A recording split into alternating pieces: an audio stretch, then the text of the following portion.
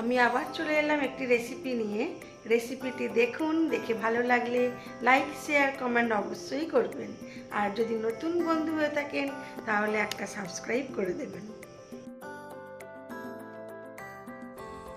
আজকে আমি যে রান্নাটি করব তার মধ্যে লাগবে আদা, জিরে, অল্প একটু পেঁয়াজ আর অল্প একটু রসুন বাটা। আজ করব কাতলা মাছের পাতলা ঝোল আর দেবো কাঁচা লঙ্কা বাটা। প্রথমে মাছগুলোকে খুব ভালো করে ধুয়ে নুন আর হলুদ গুঁড়ো মাখিয়ে নেব, নিয়ে বেশ কিছুক্ষণ এটাকে রেস্টে রাখবো।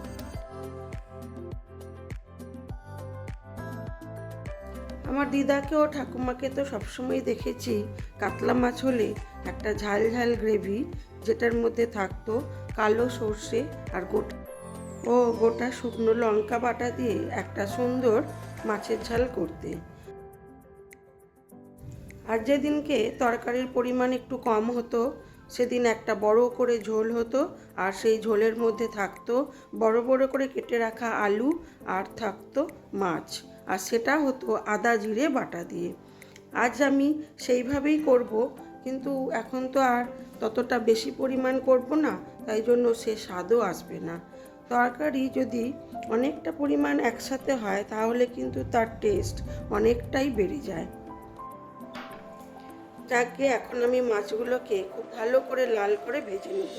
তার জন্য কড়ার মধ্যে সরষের তেল দিয়ে দিয়েছি, আর মুড়োগুলোকে প্রথমেই ভেজে নেব।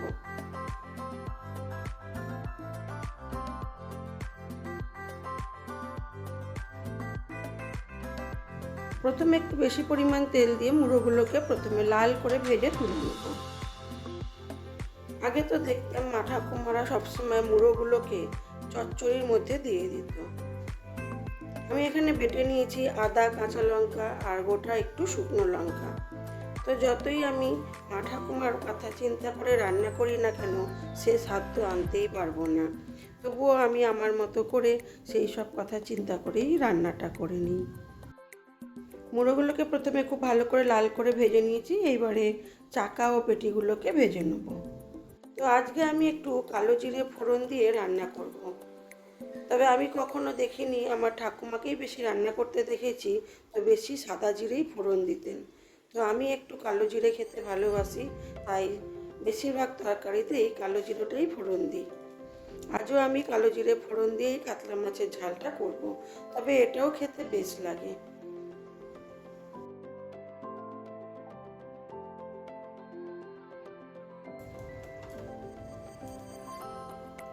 আমাদের ছোটোবেলায় দেখেছি যে কোনো রান্না ভালো জিনিসটা হলে বেশিরভাগ সময় ঠাকুমাই রান্না করতেন। আমার ঠাকুমা খুব সুন্দর করে রান্না করতেন।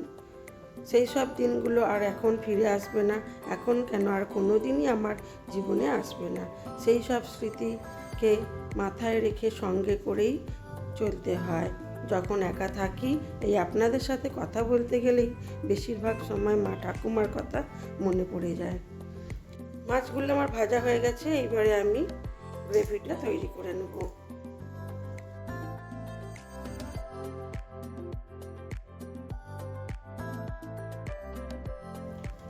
দিয়ে দিলাম আরেকটু পরিমাণ সর্ষের তেল, একটু তেল বেশি দেবো, যদিও গরম পড়েছে, খুব বেশি তেল খাওয়া উচিত না, তবুও একটু তেল দিলাম। দিয়ে দিলাম কালো জিরেটা, আর দেবো অল্প একটু রসুন বাটা। আর এই কালো জিরে ও রসুনটা কিন্তু আমি ফেসবুক ও ইউটিউব দেখেই শিখেছি।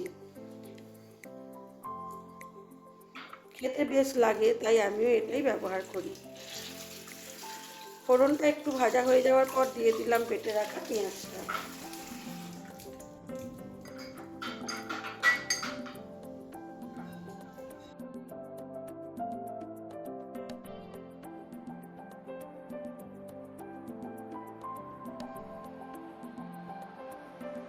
যেহেতু বাটা পেঁয়াজ, এটাকে একটু ভালো করেই ভাজতে হবে, একটু সময় বেশিই লাগবে।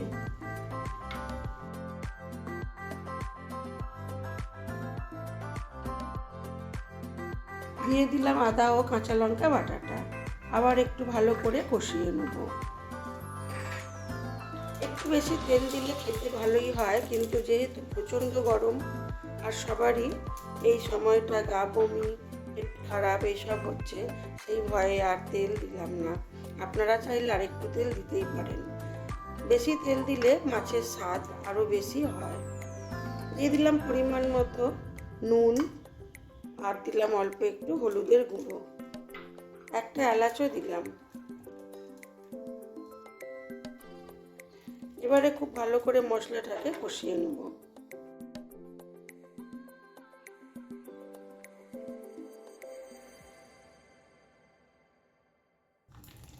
এবারে অল্প অল্প জল দিয়ে দিয়ে গ্রেভিটাকে সুন্দর করে নেব। তারপরে আমার ঝোলের জন্য যতটা জলের দরকার সেই পরিমাণ জল দিয়ে ঝোলটা ফুটতে দেব। ঝোলটা ফুটে উঠলে তারপরে দেব মাছগুলো।